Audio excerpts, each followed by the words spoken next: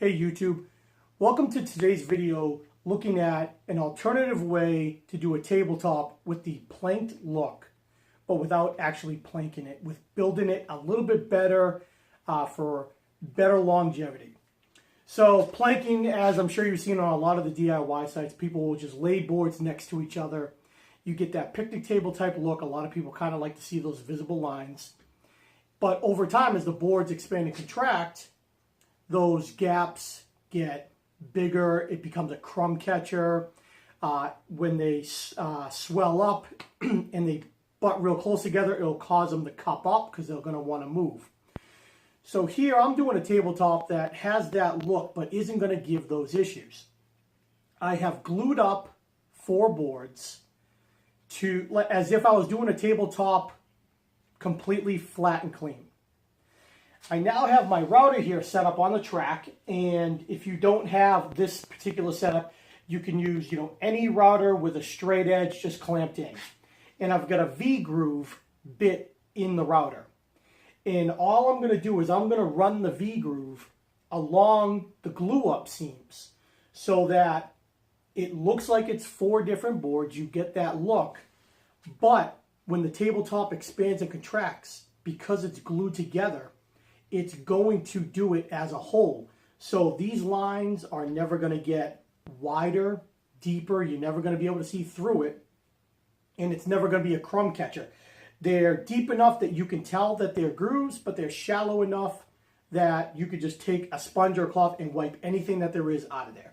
So let's just do one for show.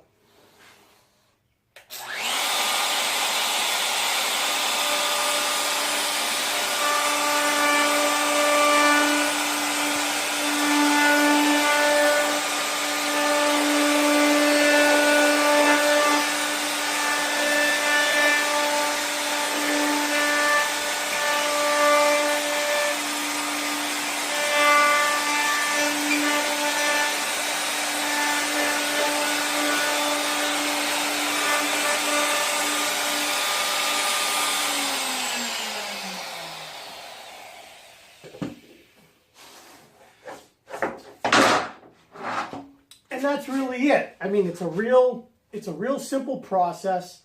It's a little extra step because you got to glue it all together.